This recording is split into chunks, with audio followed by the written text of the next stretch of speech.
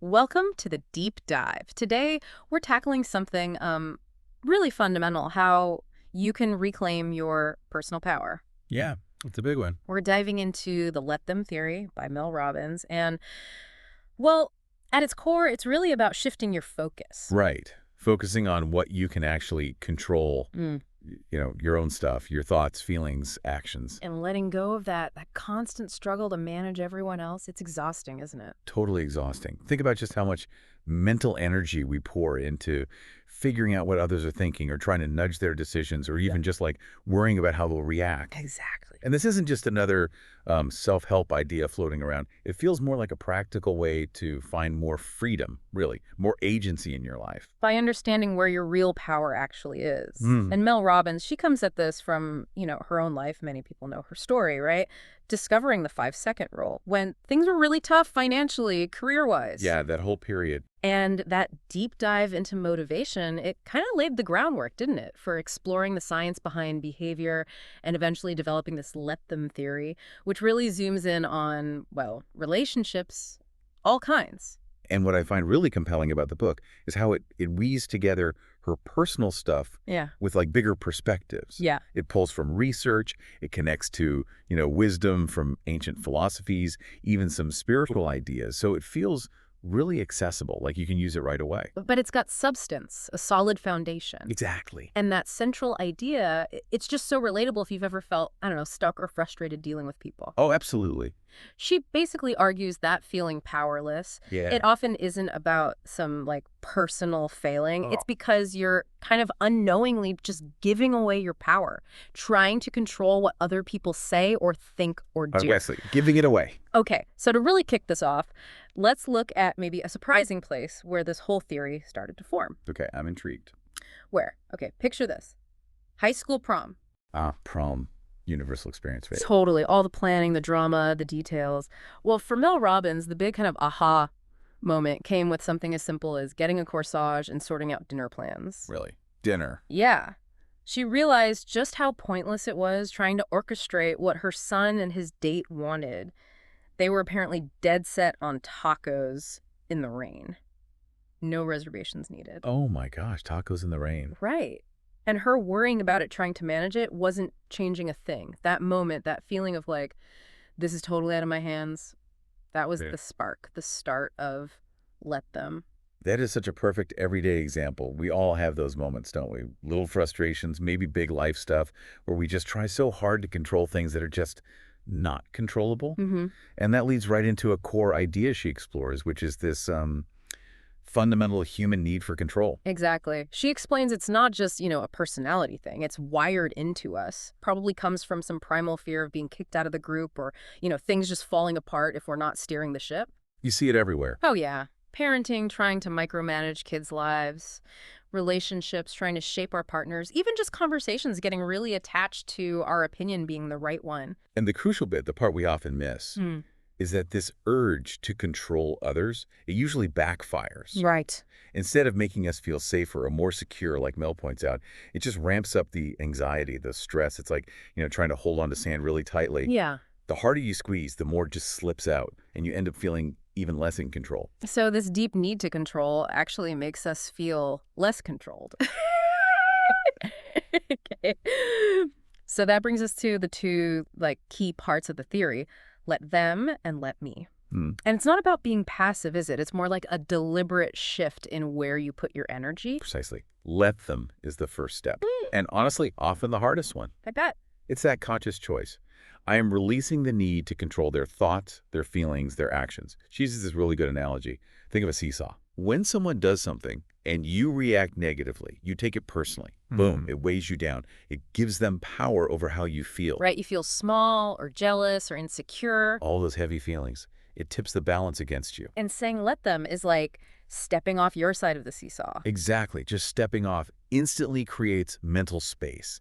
You're not carrying the weight of trying to manage their side anymore. Okay. And that shift in power is vital because it frees you up for part two. Let me. Ah, the let me. So that's where you take the power back. That's where you actively reclaim it. You redirect that energy, the energy you were spending on them, inward. It's about taking ownership. My wants, my needs, my actions. So instead of stewing about, say, not getting invited somewhere, Right. Let me prompts you to think, okay, what can I do? Let me reach out to other friends. Let me make my own plans. Let me set a boundary here. it's a realization then that your life, your happiness, it's your job. Fundamentally, yes. Yeah. Your responsibility. And this ties straight into how we manage stress, right? Mhm. Because so much stress comes from trying to control things outside ourselves, especially other people. Absolutely. Mel talks about how stress basically puts our brain into survival mode. Fight or flight. Yeah, and that just overrides our ability to focus on goals or even just be patient. But she also brings in this really empowering idea from Dr. Aditi Nurkar What's that? that stress isn't like a fixed state you're stuck in. It's more like a shift in your body's functions that you can actually reset. Okay, so how does let them help with that? The key is focusing on what you can control. You can't control, say, someone coughing nonstop next to you on a plane. Ugh, the worst. Right. But you can control your response. Maybe put on noise-canceling headphones, maybe shift your focus, maybe just decide, okay, I'm not letting this ruin my trip. You control your reaction. Exactly. Mel uses the example of wanting a promotion at work. You can't force your boss to give it to you again. So let them make their own decision. But let me. That shifts your focus. What can I do? Let me improve my skills. Let me network more. Let me even start looking for a better opportunity somewhere else. Because your career path, that is your responsibility. Right. Getting stuck on what you can't control just keeps you, well, stuck. Now, this isn't suggesting we just become like passive observers in every single situation, is it? Not at all.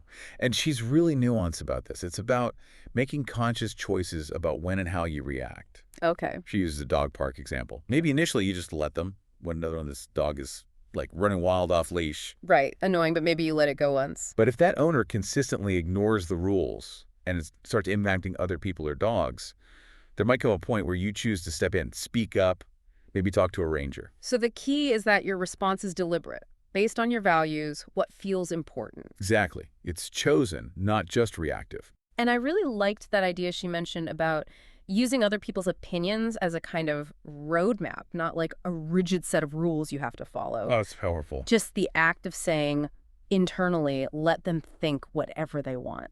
Oh, Wow, that can be so liberating. totally. It frees you up from all that second guessing, trying to manage how everyone sees you. That fear of judgment, it can be paralyzing, can it? Especially now with social media and everything. Oh, absolutely. Mel actually shares her own struggle with this. Yeah. When she was shifting her personal social media presence to be more, professional as a speaker. How long did that take her? Get this, 2 years. 2 years. 2 years. Kind of held back by this fear of what her friends, her family might think. She'd, draft posts, worry about how they'd land, and then just delete them. Wow. That really shows how much energy that fear can drain, right? Trying to craft this perfect image that, well, it doesn't really exist. And a core insight is just, you cannot control what someone else thinks. Period. So grant them the freedom to have their opinions. Yeah.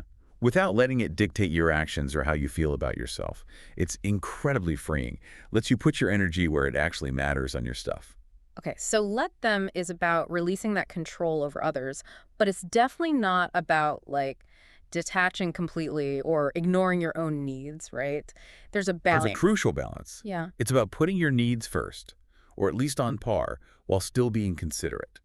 Avoiding those extremes, being a total doormat. Or being a bulldozer, just running over everyone. Exactly. She uses a really relatable example. Yeah. A super busy weekend, and maybe a friend's birthday party is happening. Okay. It's about making the choice based on what actually resonates with you. What makes you feel proud of how you showed up, not just trying to please absolutely everyone. Because let's be real, someone's probably going to be disappointed no matter what you choose Yeah, sometimes. that's the reality. So prioritize your own well-being, avoid those guilt-driven decisions. Yeah. Make the choice that aligns with you. This feels like it gets extra tricky when we talk about family, doesn't it? Those relationships. They run deep. Lots of history, lots of expectations. Well, absolutely. Family opinions often come wrapped in care and concern, Right. But they can easily slide into attempts to control. Yeah. I'm only saying this because I love you. Exactly. And because family is like this interconnected system, any big change you make, a career shift, divorce, different beliefs, it sends ripples through the whole thing. Reactions can be really strong. So how does let them help navigate that? Well, the step parenting example she gives is really insightful. It emphasizes letting them letting the stepkids feel whatever they feel. Maybe they see you as a threat, maybe they're grieving. You let them have those feelings without taking it personally. Okay. And then the focus shifts to the let me part. How do I show up? Let me respond with grace, with compassion, with understanding. I'm the adult here. That makes sense. And building on that idea of understanding others, she introduces this concept from Lisa Bilyeu, frame of reference. Yes, frame of reference. Basically, understanding that everyone sees the world through the lens of their own life, their experiences, their background, their fears. The story about her mom not wanting her to marry someone from the East Coast really nails this. It really does. What Mel first thought was just judgment about her choice of partner, Was actually. rooted in her mom's fear. Fear of her daughter moving far away. It wasn't really about the guy. It was about the mom's frame of reference, her love, her desire to keep family close. Wow. So recognizing that frame of reference, it lets you see that maybe two opposing views can both be right from where each person is standing. Exactly. It builds empathy, cuts down on the power struggles, and just creates more space for understanding, even if you still disagree. Okay, let's shift gears slightly. What about those, shall we say, intense emotional reactions we sometimes see in adults, like adult tantrums? Ah, yes. This is a big one in the theory. Mel really stresses. Adults are emotional beings, just like kids, and it is absolutely not your job to manage their emotional outbursts. Oof. That's hard, though. It is. Living in fear of someone else's disappointment, constantly walking on eggshells around their moods. It's draining. It always puts your needs last. So the message is pretty blunt then. Pretty blunt. Let them react. Let people have their feelings without you feeling like you have to jump in and fix it. Amen. And then, crucially, let me do what's right for me, even if it upsets someone else. It's about taking back responsibility for your own life, not being held hostage by someone else's emotional roller coaster. She talks about specific things, too, like the silent treatment. Yeah, she breaks down things like the silent treatment, explaining that often these behaviors come from their own inability to process emotions healthfully. So if someone gives you the silent treatment, okay, let them do that if that's where they're at. It says more about them than you. And she mentions something about emotions only lasting like 90 seconds. Yeah, the idea that an emotion itself is like a chemical burst in the body. And if you don't fuel it with thoughts and reactions, it naturally passes in about 90 seconds. So, just like you can't control your initial stress reaction, you can't control someone else's initial emotional flare-up. But you absolutely control how you engage with it. Yours and theirs. That understanding feels really important when you're facing those really tough decisions, the ones that you know might hurt someone else. Definitely. Mel acknowledges how heavy those choices feel. She uses the example of a groom realizing he needs to call off his wedding. Wow, yeah, that's huge. It highlights that sometimes choosing what is genuinely right for you, even knowing it will cause pain for someone else, is actually the most vital path for your own well-being. And often, there's two in the long run. Because avoiding the hard truth now just leads to more suffering later. Often, yes. For everyone involved. Okay, another big area where this theory feels like it could bring a lot of relief is comparison, that trap we all fall into. Oh, the comparison trap. Yeah. Yeah. Mel points out, look, comparing ourselves, it's human nature. We all do it. The problem isn't that we do it, it's how we do it. How so? She makes this distinction between what she calls torturous comparison. Sounds fun. Right. That's like obsessing over things about others that you just can't change. Their natural talents, their family background, whatever, things beyond your control. Okay. And the other kind? Is informative comparison, where you look at someone else's success or skills and think, okay, what can I learn here? How can this inspire my own growth? So the torturous kind, that's where let them comes in again. Exactly. Fixating on unchangeable stuff is just self-inflicted misery. Let them have those traits, those circumstances. Focus on your lane, what you can influence. The example of her daughter comparing herself to her sister really hit home. You can see how painful that is. It is. It's a reminder that life isn't supposed to be this zero-sum game, this competition.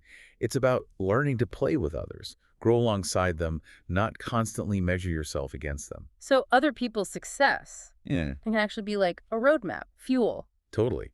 Instead of feeling jealous, you can consciously choose to say, okay, let them show me what's possible. Flip that envy into inspiration, into motivation. She tells that story about feeling jealous of a friend's house renovation, right? Yeah.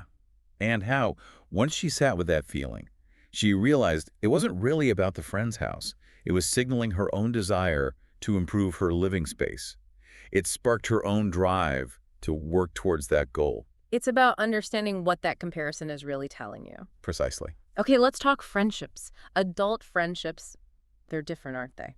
Very different. Mel talks about what she calls the great scattering. The great scattering. Yeah, basically, as adults, our lives scatter. People move, priorities change, jobs take energy, families take energy, proximity, timing, available energy. Those things shift dramatically from childhood friendships. Right, so friendship in adulthood isn't always something you can just, like, maintain easily. It takes flexibility. And acceptance.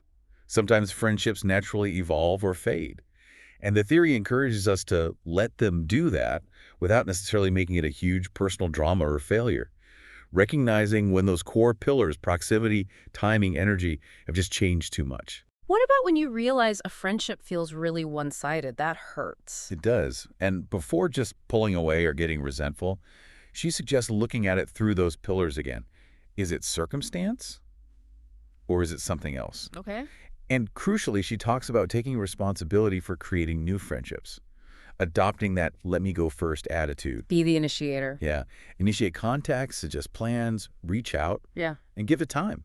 New adult friendships often take like a year or more to really solidify. Her story about moving and having to actively build a new community by Yeah. just putting yourself out there, starting conversations, that's really encouraging. It shows it takes intentional effort, right? Yeah.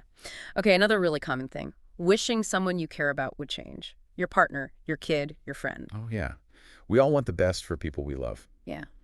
The issue, Mel says, isn't the desire for them to improve, it's how we try to make it happen. She explains, look, real change is hard. It involves facing discomfort, overriding feelings. You simply cannot do it for someone else. So let them sit on the couch if that's where they are. If they aren't internally motivated yet, yes. Because pressuring them, it almost always backfires psychologically. People dig their heels in. It triggers that need for autonomy, for control over their own lives. But you can still influence them, right? It's not hopeless. Definitely. She draws a clear line between pressure, which pushes people away, and influence, which can invite change. You can't make them change, but you can create an environment that inspires it. How? She has a tool for this. Yeah, the ABC loop for influence is pretty neat. Mm. A is apologize or ask open-ended questions.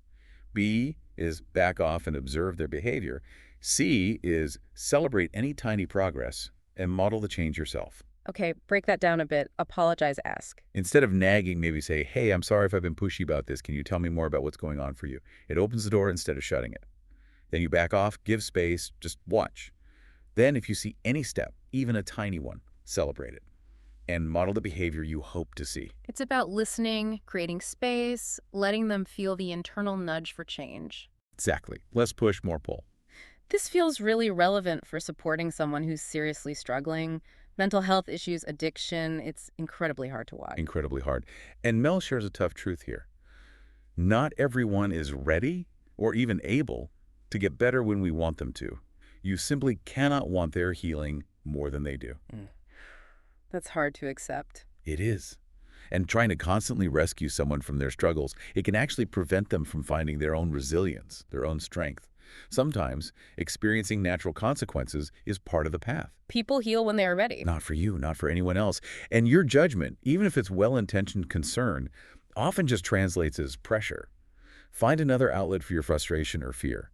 She references Dr. Waldinger's work, too, about the importance of letting people learn from life. She also talks about her own daughter's anxiety, right? How avoiding the scary things just made it worse. Yeah, a powerful example.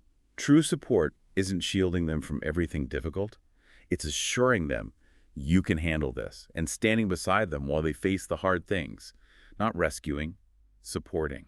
This even applies to, like, financially supporting adult kids who are struggling. Yes, sometimes the most loving thing is to let them struggle a bit, figure things out, and for you, let me set some financial boundaries if that's what's needed to stop enabling. There's a difference between enabling and truly supporting. A huge difference. She contrasts it with her own postpartum depression experience, where friends and family just showed up with practical help meals, watching the baby without judgment, without being asked. That was support. Okay, let's pivot to finding love. Dating. It's challenging these days. Understatement. Mel acknowledges that, but she really emphasizes the power you have in being authentically you and consciously choosing who gets your valuable time and energy. So less chasing, more choosing. Exactly. Having the courage to see disinterest for what it is, not making excuses for flaky behavior or empty promises. Hmm. Prioritize finding the right relationship over desperately trying to make the wrong one work. Have fun, date, but keep the focus on finding someone who actually helps you become your best self. Yes. And remember, saying no to the wrong ones is how you make space to say yes to the right one. So the theory here is pretty direct. Brutally honest, really. Let them not text back. Let them make vague plans. Let them show you who they are through their actions. And let me accept that truth and move accordingly. What about for people already in long-term relationships? Can you still use let them? Absolutely, but differently. Mel's clear. You cannot fundamentally change your partner's core personality or traits.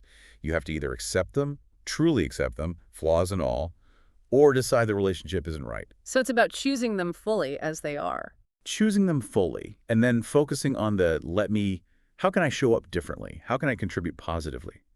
She also distinguishes between commitment and basic compatibility.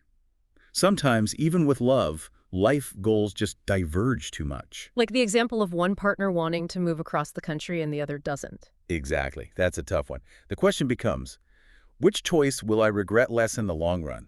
You have to let them have their desire and let me make a conscious choice about compromise or the relationship's future. It ties into Gottman's research, too, that something like 69% of relationship problems are perpetual, not solvable. Wow, 69%. Yeah, so acceptance and learning how to navigate those ongoing issues becomes key. And when relationships do end, heartbreak, what does the theory offer then? First, acknowledgement of the immense pain. She reassures you will get through this, but she also kind of dismisses the immediate just love yourself advice as not very helpful right at the start. Okay, so what is helpful? She suggests practical things. The no contact for 30 days rule, for starters. Understanding the grieving process. It takes time, maybe 3 months for the initial acute phase to ease. And actionable steps. Yes, allow yourself to grieve. That's, let me feel this pain. Reach out for support. Fill your calendar, even if you don't feel like it. Pick a new challenge for yourself. And consciously work on reframing your perspective about future love. It sounds like underlying all of this friendships, romance, family is the relationship you have with yourself. That's the bedrock. She says it beautifully.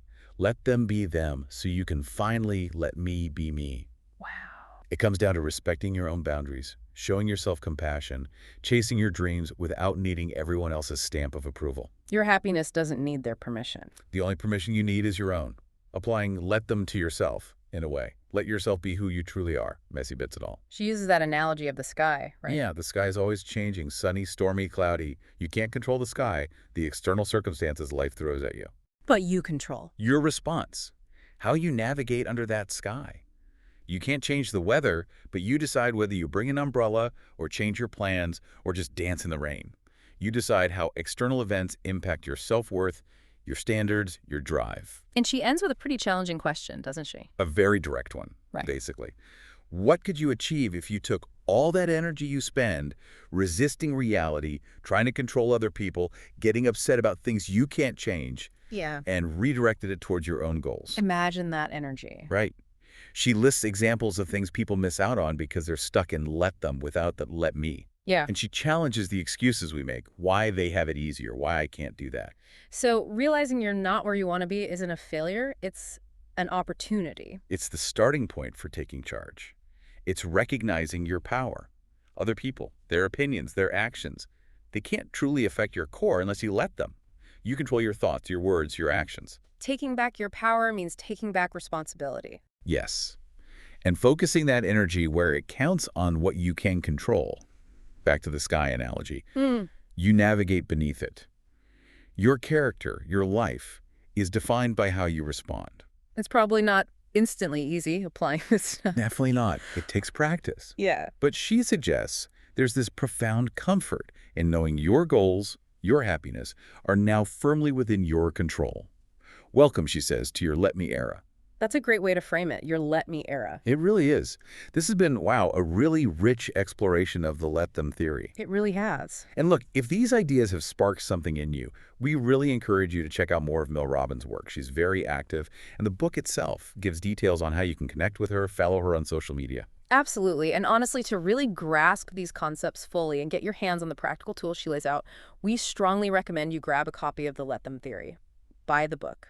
Yeah, definitely buy the book. It's packed with research, stories you'll relate to, and advice you can actually use. It really has the potential to, well, change how you approach your life and your relationships. So here's the challenge for you listening. Start actively trying to bring these principles into your own life. Even small steps. Mm. Let the ideas in the book kind of percolate and see how they can help you grow, improve those connections. And maybe, just as a final thought to take away, think about one area in your life right now where you feel like you're pushing too hard, trying to control someone else or a situation. Just one area. What would be the very first tiny step you could take to just let them? And shift your focus just a little onto your own response, your let me. What might that look like for you today? Something to think about. Mm. Thank you so much for joining us for this deep dive.